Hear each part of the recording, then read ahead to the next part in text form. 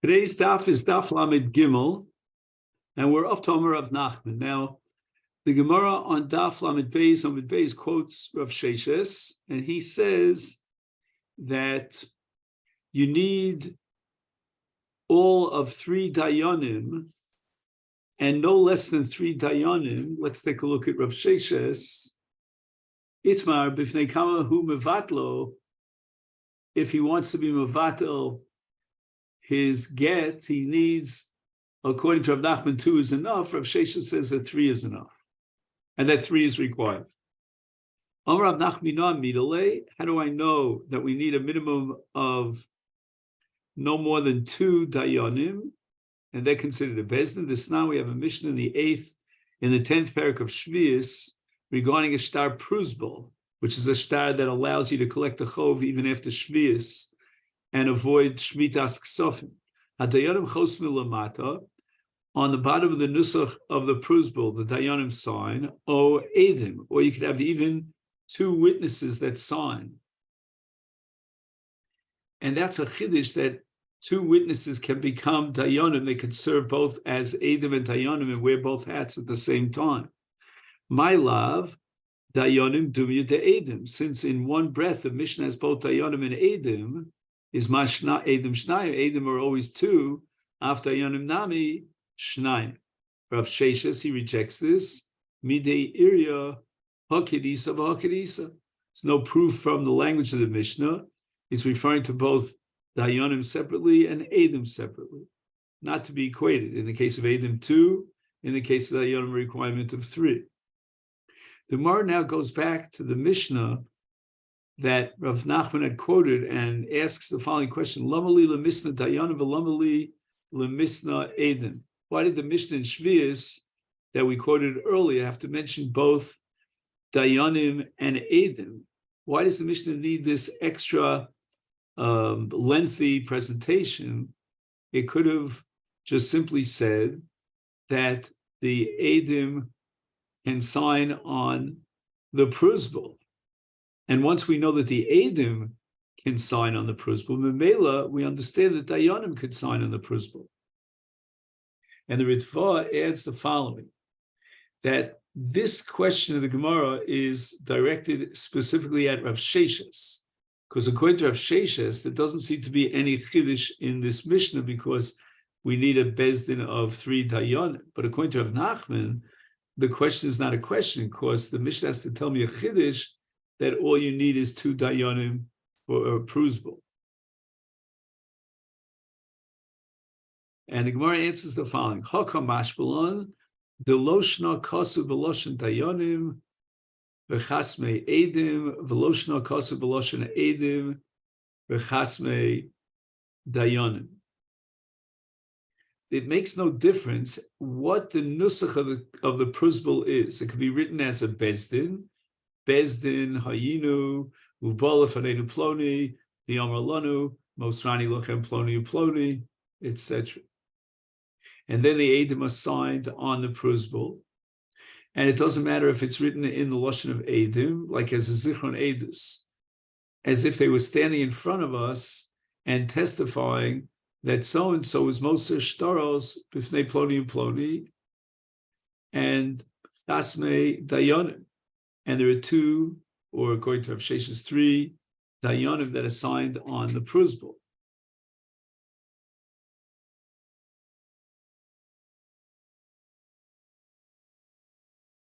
Now, the Mishnah establishes back on Daf Lamed Beis the takana of Rav Gamliel, that if the Baal is mevatel a shlichus, after he sent the get b'yad shlichus, he can mevatel the shliach, but only in the presence of either the shliach or the isha.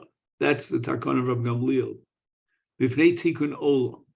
So the Gemara asks, what does it mean b'fnei tikun olam? And here the Gemara records a controversy between Rav Yochanan and Reish Lakish. Rav Yochanan amar mipnei takanas mamzerin. What could happen is if the Baal is mevatel, the get, and or the shliach, before the shliach knows about it, before the isha knows about it, the shliach will deliver the get, and she'll believe mistakenly that she's divorced, and she'll go out and have get married to another man, and the children will be mamzer. Rav Shlokish mipnei takonas agunos, and that means that the following: that if we allow the Baal to mivato to get shalom b'faneh, then a woman will always worry and consider the possibility that after the Baal sent to get with the shliach, maybe he was mavata, and she therefore will not get married, afraid that her get is not a get. But if we force the Baal to do this tircha and run after the woman or the shliach in order to be mavatal the get or the shlichus, then he will be serious about it, and he will not be, playing games in which she's starting to think maybe he was mavatal, maybe he wasn't mavatal. And we explained this Gemara according to the Rashba. Choshesh Shema Bitel Oso Mikodem Sheba Get Liyada V'Yosheves Aguna Shalo Kedin V'Lachein Tiknu Habal Shabal Yochel Levatos to get Rak B'Fnei Isha. Rabbi Yochanan Omar Mipnei Takoros Mamzerim. Now the Gemara tries to clarify the sheet of Rabbi Yochanan. Sovelok Rav Nachman Di Omar. He holds that the halach is like Rav Nachman, and that means that although before the takon of Rav Gamliel, a Baal could be mevatel to get b'fnei shnayim, now anything that's done in the presence of shnayim and beit shrei is less lukola.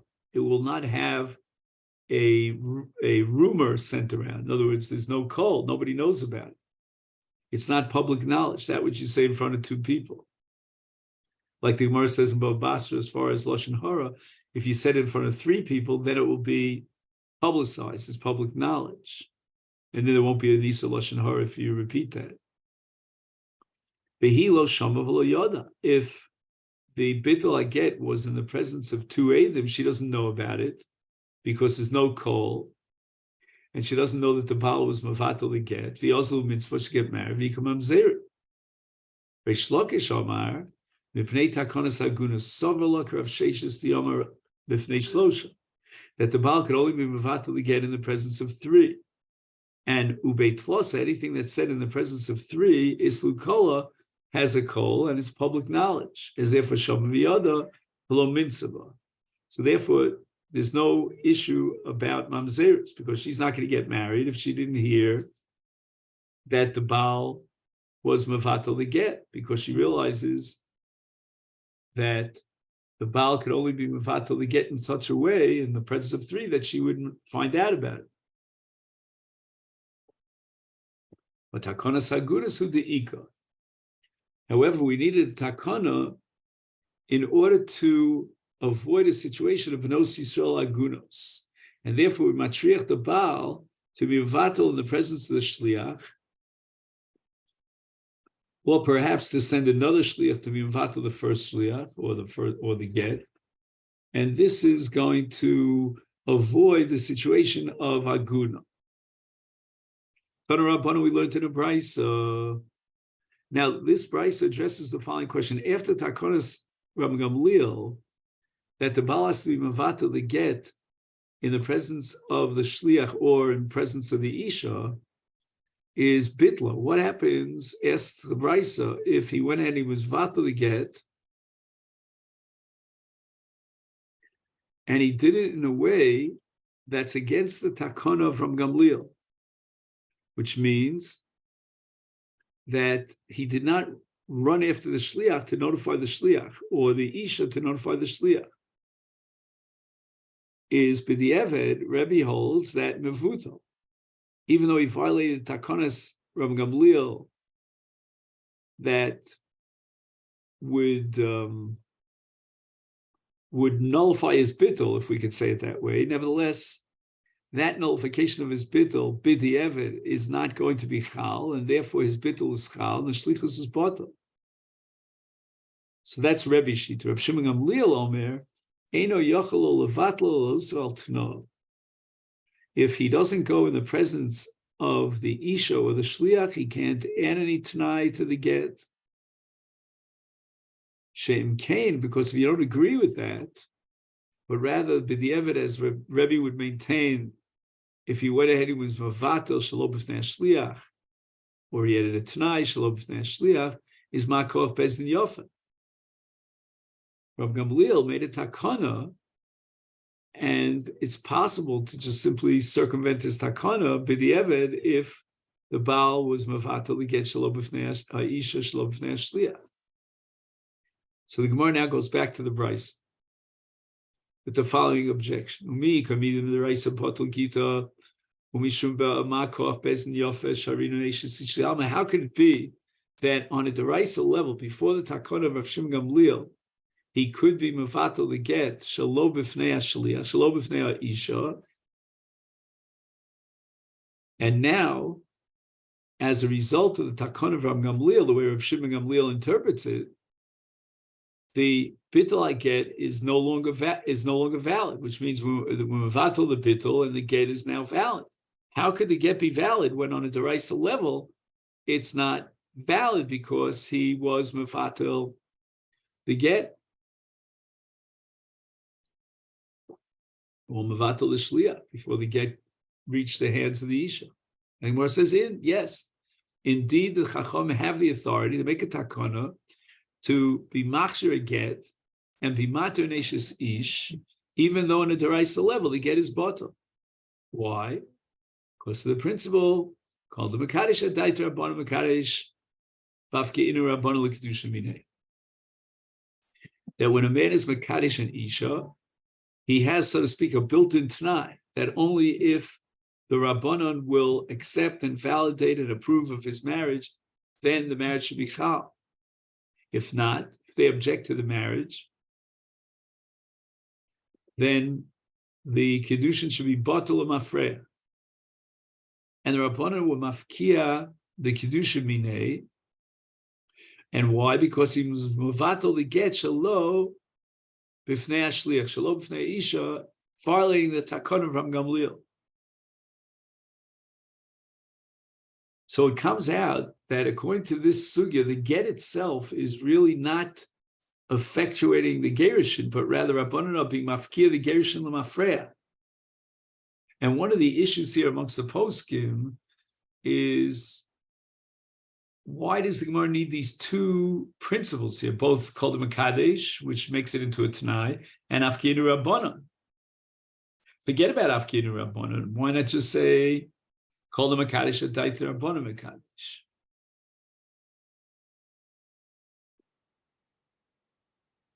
In any event, the Gemara says the following. I understand very well how the Rabbanon have the authority to invalidate a kedushin that was effectuated with kesef because hefker bezdin hefker. But kidesh bebia ma'ikal meimer, in the case of bia, how could they be mafkir the kedushin? And the Gemara answers, Shavir Rabbanon will be also be listeners. The Rabbanon were kovea that his beila was not l'shem kedushin, but was rather l'shem znus, because since he was a masna, a t'nai, and he made his kedushin tolui if he'll be Makayim the Divrei Chacham or not. Therefore, on the tzad that he was not Makayim Divrei Chachamim, his be'ila was a bilas nus. Now we're going on to the following main sugya for today. A man appoints 10 people to be his shluchim, write the get, and deliver the get to his wife. Then he was mevatel the shlichus in the presence of 2 out of 10. And on this, we're going to have a brisa which records machlokes between Rebbe and Reb Shimon Gamliel. And Rebbe holds you can be mevatel b'fnei shnayim. You don't need to go and gather together all 10 people in order to be mevatel the get or mevatel the shlichus. Reb Shimon Gamliel requires that he be mevatel the shlichus in front of all 10 people. And the Gemara is going to offer 2 variant interpretations of Reb Shimon Gamliel. Write a get and give and deliver this get to my wife. And now all 10 people became shluchim to write the get. One of them will write the get. And what about the chasimas haget? You need 2 eidim for the chasimas haget. So basically, out of the 10 people, 3 will be bitafkir, as we would say. 1 will have the job of writing the get, and 2 will have the job of signing on the get. And then they'll deliver the get to the Isha. Yochel avatel zeh shelo b'fnei zeh, divrei Rebbe. Rebbe holds that even l'chatchila, he's allowed to be vatel the shlichus of one of them, even though the other one is not present. So that out of the 2, I should say 2 out of the 10, he can go ahead and be mevatel the shlichus. He doesn't need to gather together all 10 and say, don't write the get, and your shlichus is batel. And then Rebbe is holding that even though there's a takana that you cannot be mevatel the eidim shelo b'fneihem, this is not called an akiras hatakana. Why? Because he took 2 out of the 10, and even though 8 out of the 10 were absent, they were not present, nevertheless, once he's mevatel the shlichus in front of 2, that is exactly the fulfillment of the takana of Reb Gamliel. Reb Shimon Gamliel omer no, eina yochel levatel ela zeh b'fnei zeh. In other words, he's got to say in front of all 10 people, don't write the get. And he's going to be mevatel not one of the shlichim, but all the shlichim. So it seems to me that the machlokas here between Rebbe and Rav Shimon Gamliel revolves around the issue of asara, omar li asara. When he says to 10 people, I commission you to write and give the get, is he talking to the group as a group? And that would be the approach of Rav Shimon Gamliel. And therefore, he would have to gather the entire group together in order to mevatel the shlichus. But Rebbe has a different view. Rebbe holds that there's not one unit of 10, but out of that unit of 10, 2 will be chosen to be the eidim. And the Gemara is going to now offer 2 different approaches to explain the machlokas between Rebbe and Rav Shimon Gamliel. They're arguing about Eidah Shabbat L'Miktzasa Bat L'Kula. Now, here it's very tricky. Eidah Shabbat L'Miktzasa Bat L'Kula in Masechet Makos deals with a case where one of the Eidim in the entire kat, let's say we'll call him Eid number 3, that was part of the kat, turns out to be a Karov or a Apostle. And that undermines the entire kat, even though you still have 2 ksherim. Here we're talking about something else. We're talking about the Baal, who is now mevatel part of the Eidim, in other words, a segment of the Eidim, and we're wondering whether or not the entire entity is one entity. And once he was mevatel part of them, then his intention apparently was to mevatel all of them. And that's called Eidah Shabbat L'Miktzasa Bat L'Kula. Rebbe here is going to be of the opposite view. And that's why Rebbe would say that it wasn't an all or nothing proposition. You know, there's an entity of 10 Eidim / Shluchim. No. Omar Lasara, he's got the choice of any 2 from the 10. And they're not, you could break down the 10 into parts, into smaller segments.